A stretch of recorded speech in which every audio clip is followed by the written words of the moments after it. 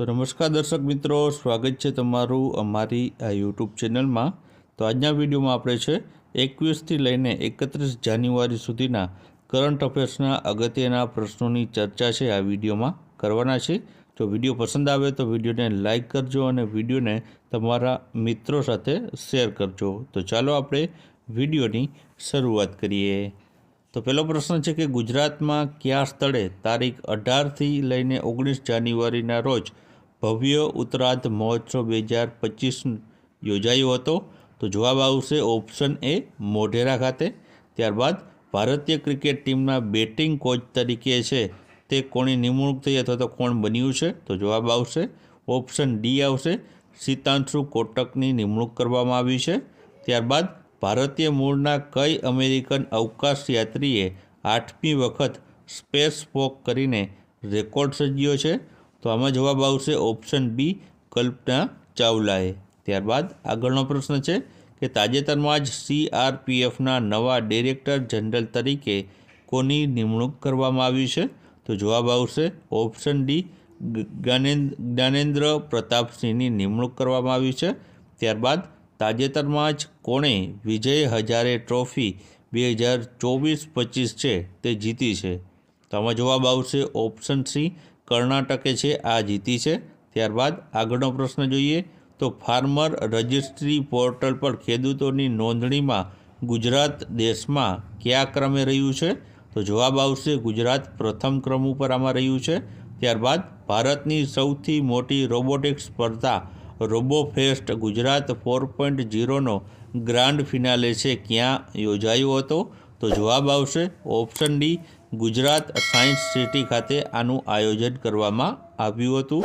ત્યારબાદ આ વર્ષે મહિલા અને બાળ વિકાસ મંત્રાલય દ્વારા છે બેટી બચાવો બેટી પઢાઓ યોજનાની કેટલામી વર્ષગાંઠની ઉજવણી કરવામાં આવી રહ્યું હતું? તો જવાબ આવશે 10મા નંબરની। ત્યારબાદ દેશનો પ્રથમ વર્ટિકલ લિફ્ટ અપ બ્રિજ કયા રાજ્યમાં બનાવવામાં આવી રહ્યો છે? તો જવાબ આવશે ઓપ્શન ડી તમિલનાડુ રાજ્યમાં। ત્યારબાદ દેશની જે ટીમ છે જે પીડી એટલે કે ફિઝિકલી ડિસેબલ જે ચેમ્પિયન ટ્રોફી 2025 છે તે કોણે જીતી છે? તો જવાબ આવશે ઓપ્શન સી ભારત દેશે છે આ જીતી છે। ત્યારબાદ તાજેતરમાં જ કયા શહેરમાં Srujan living and learning design craft museum ખાતે વિન્ટર ફેસ્ટિવલ 2025 યોજાયો હતો? તો જવાબ આવશે ઓપ્શન બી ભુજ ખાતે છે આનું આયોજન કરવામાં આવ્યું હતું। ત્યારબાદ તાજેતરમાં જ સમાચારમાં રહેલ સુભાષચંદ્ર બોઝ આપદા પ્રબંધન પુરસ્કારની સ્થાપના ક્યારે કરવામાં આવી હતી? તો જવાબ આવશે ઓપ્શન ડી વર્ષ 2022માં કરવામાં આવી હતી। ત્યારબાદ કઈ થીમ દર્શાવતી ગુજરાતની ઝાંખી 76મા પ્રજાસત્તાક દિને દિલ્હીમાં દર્શાવવામાં આવશે? તો જવાબ આવશે ઓપ્શન બી કીર્તિ તોરણ દર્શાવતી ઝાંખી છે તે પ્રજાસત્તાક દિવસના દિવસે જે પરેડ યોજાશે તેમાં દેખાડવામાં આવશે। આજનો પ્રશ્ન તાજેતરમાં જ 15મા રાષ્ટ્રીય મતદાતા દિવસની રાજ્ય કક્ષાની ઉજવણી ક્યાં કરવામાં આવશે? તો જવાબ આવશે option C Gujarat National Law University ખાતે।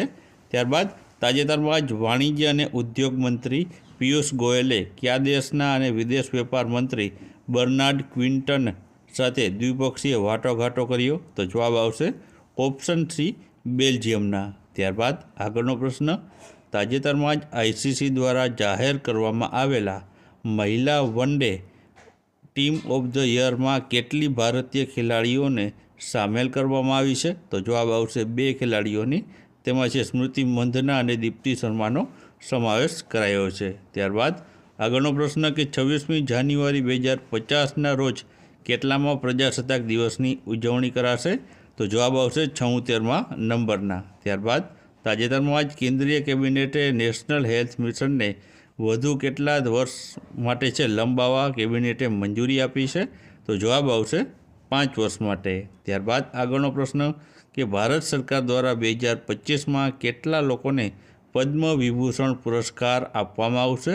તો જવાબ આવશે 7 જેટલા પદ્મ વિભૂષણ પુરસ્કાર આપવામાં આવશે। ટોટલ 139 આપવામાં આવશે, જેમાં પદ્મભૂષણ 7, પદ્મ વિભૂષણ 7, પદ્મભૂષણ 19 અને છે પદ્મશ્રી 113। ત્યારબાદ આગળનો પ્રશ્ન કે કેન્દ્ર સરકારે દેશમાં શિક્ષણની ગુણવત્તા સુધારવા માટે દેશભરમાં કેટલી નવી સૈનિક શાળાઓ ખોલશે? તો જવાબ આવશે ઓપ્શન બી 100 જેટલી. ત્યારબાદ આગળનો પ્રશ્ન ભારતીય વાયુસેનાની કઈ એરોબેટિક ટીમે છે તે ટીમ દ્વારા છે એરોબેટિક પ્રદર્શન કરાયું છે? તો જવાબ આવશે ઓપ્શન એ સૂર્યકિરણ નામની ટીમે. ત્યારબાદ તાજેતરમાં જ કયા જિલ્લામાં પ્રજાસત્તાક દિવસ નિમિત્તે મુખ્યમંત્રી શ્રી ભૂપેન્દ્રભાઈ પટેલના હસ્તે 49 જેટલી ઇકો ફ્રેન્ડલી રિક્ષાની છે ભેટ આપવામાં આવી છે? તો જવાબ આવશે ઓપ્શન બી તાપી જિલ્લામાં. ત્યારબાદ તાજેતરમાં જ કોણે ઓસ્ટ્રેલિયન ઓપન 2025માં મેન્સ અને વુમન્સનું સિંગલનું ટાઇટલ જીત્યું છે? તો જવાબ આવશે ઓપ્શન સી એ અને બી બંને, એટલે કે જે છે મેડિસન કી જે છે તે મહિલા સિંગલનું ટાઇટલ અને જેનિક જે સિનર છે તેમણે પુરુષ સિંગલનું ટાઇટલ જીત્યું છે. ત્યારબાદ ખેલો ઇન્ડિયા વિન્ટર ગેમ્સ 2025ની 5મી આવૃત્તિનું આયોજન કયા કેન્દ્ર શાસિત પ્રદેશમાં થશે? તો જવાબ આવશે ઓપ્શન સી જમ્મુ કાશ્મીર અને લદ્દાખમાં. ત્યારબાદ આગળનો પ્રશ્ન તાજેતરમાં જ મુખ્યમંત્રી ભૂપેન્દ્ર પટેલે છે ક્યાંથી ચલો કુંભ ચલે યાત્રાનો પ્રારંભ કરાવી પ્રથમ વોલ્વો બસનું પ્રસ્થાન કરાવ્યું હતું? તો જવાબ આવશે ઓપ્શન એ ગાંધીનગર ખાતેથી. ત્યારબાદ યુનિફોર્મ સિવિલ કોડ લાગુ કરનાર ભારતનું છે પ્રથમ રાજ્ય કયું બન્યું છે? તો જવાબ આવશે ઓપ્શન બી ઉત્તરાખંડ રાજ્ય. ત્યારબાદ તાજેતરમાં જ રાષ્ટ્રપતિ દ્રૌપદી મુર્મુએ કેટલા જવાનો માટે વીરતા પુરસ્કારની છે જાહેરાત કરી છે? તો જવાબ આવશે ઓપ્શન એ 93 જેટલા વીરતા પુરસ્કાર. ત્યારબાદ આગળનો પ્રશ્ન કે ઇસરોએ હરિકોટાના સતીશ ધવન સ્પેસ સેન્ટરથી કેટલા જે છે ઉપગ્રહ લોન્ચ કરીને ઇતિહાસ રચ્યો છે? કેટલામાં જે છે લોન્ચ કરીને ઇતિહાસ રચ્યો છે? તો મિત્રો આ 100 નંબરનું છે જે છે લોન્ચ કરીને તેમણે છે ઇતિહાસ રચ્યો છે. ત્યારબાદ આગળનો પ્રશ્ન મહિલા હોકી ઇન્ડિયા લીગનો પહેલો ખિતાબ છે તે કોણે જીતી લીધો છે? તો જવાબ આવશે ઓપ્શન બી ઓડિશા વોરિયરે. ત્યારબાદ તાજેતરમાં જ કયા શહેરમાં ટ્રાફિકની સમસ્યાના નિવારણ માટે AI આધારિત એડેપ્ટિવ ટ્રાફિક કંટ્રોલ સિસ્ટમ લાગુ કરાશે? તો જવાબ આવશે ઓપ્શન સી અમદાવાદ શહેરમાં. ત્યારબાદ 38મા રાષ્ટ્રીય રમતોત્સવનું આયોજન કયા રાજ્યમાં કરવામાં આવ્યું છે? તો જવાબ આવશે ઓપ્શન સી ઉત્તરાખંડ રાજ્યમાં. ત્યારબાદ અંડર-19 T20 વર્લ્ડ કપના ઇતિહાસમાં સદી ફટકારનારી પ્રથમ ખેલાડી કોણ બની છે?